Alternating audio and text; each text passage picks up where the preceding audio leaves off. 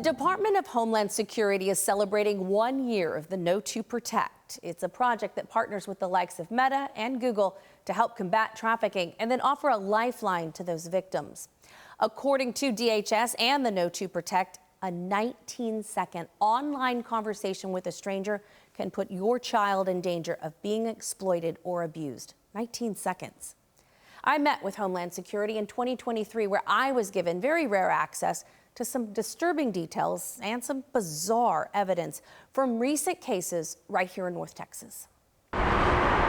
You've probably seen this hotel just off Interstate 30, directly across from Six Flags. This is where federal investigators found and arrested 34-year-old Philip J. Curlett last July. He was a trafficker that operated in North Texas as well as other surrounding states for more than a decade. Special Agent John Perez heads the North Texas Human Trafficking Task Force, a division of Homeland Security. Yeah, some of these hotels that we see that kind of fit the bill, right? But Agent Perez says sex trafficking is happening everywhere. But business people, they buy sex. Where do they stay? They stay at high-end hotels in downtown Dallas, up at the Star, South Lake, Frisco, Collin County, Denton County, Tarrant, and Dallas.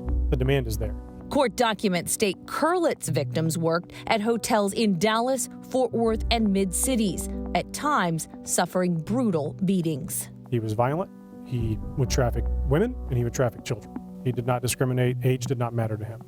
Documents show agents seized multiple cell phones from the female victims, tracking their numbers to multiple commercial sex advertisements. We obtained these images from those phones. Some of them are grainy copies, but they reference daddy, boss, derogatory references to women. If you're called daddy or king, that shows power and authority. Some of them even say General Diggs or Team Diggs. So General Diggs meaning I'm the boss, Team Diggs meaning you're part of my team. The week before this interview, Philip Curlett was sentenced to 3 decades in prison. He's now appealing the case. We've tried to reach his attorneys, but they have not responded. The I-Team has learned Curlett is just one of the task force's 349 felony arrests since 2018. Digging through the cases, we learned the outcomes vary. One man is now serving 12 life sentences. Just as Curlett, several others face 360 months, 30-year sentences. Many receive 240 months, 20 years. Hopefully when traffickers see these 30-year prison sentences, 12 life sentences, it will deter them and make them think twice. Nationwide in 2022, the I-Team discovered victims of sex trafficking spent an average of 341 days, nearly 1 year in exploitation. Some of these traffickers that we've investigated earn upwards of $200,000 a week in this. A week? A week. As we took a closer look at the victims making that money, the I-Team learned 31% are minors, often lured and sold online. To give you an idea of how big the problem is, at any given time in a 50-mile radius that pretty much covers most of the DFW area, there'll be over 10,000 sex ads posted in a day.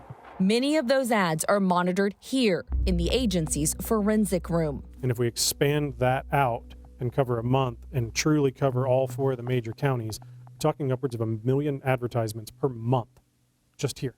People who know me and know I've covered this for a long time will look at me and say, is it really happening? Yeah, I get asked that same question a lot. So sex trafficking in North Texas is a major problem. Sex trafficking as a whole worldwide is only second in illicit revenue behind narcotics smuggling. The biggest difference in human trafficking and drug trafficking is I can only sell a kilo of narcotics so many times before it's either seized or consumed. I can sell a human being over and over and over and over and over. Now to the new way Tarrant County is approaching prostitution.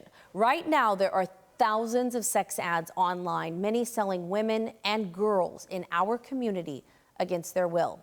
CBS News Texas I-Team producer Kelsey Midtower and photographer Katie Standing and Mike Lozano were allowed inside a recent human trafficking task force operation. They were there for 3 days, and while there were arrests, these investigators are also offering help and hope to those caught in these stings.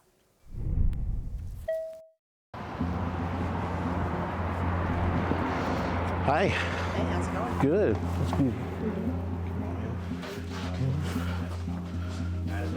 Hey. Is everybody here? So today we call this our demand reduction operation. This is to reduce the demand for commercial sex.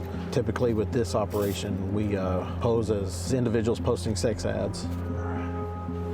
Trying to give us some visual in the hallways. And then whoever reaches out to us, we talk to them about the sex in exchange for money. Once they get here, they'll provide them with a room number. Once they come to the door, you guys are going to take them down, bring them in, have them detained. Can I bring it back to you? With the arrest, we're also educating them too, letting them know that they are driving that demand. You know, a lot of them don't know that.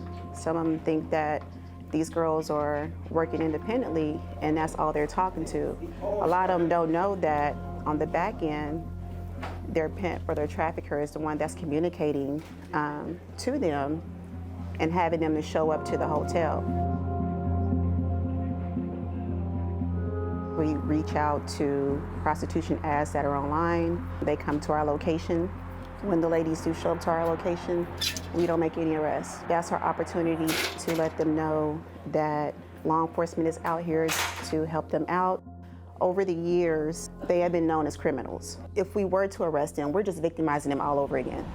We've started working with our victim service providers to do a victim-centered approach where we see them as potential victims and go after the individuals that are benefiting from them posting these ads.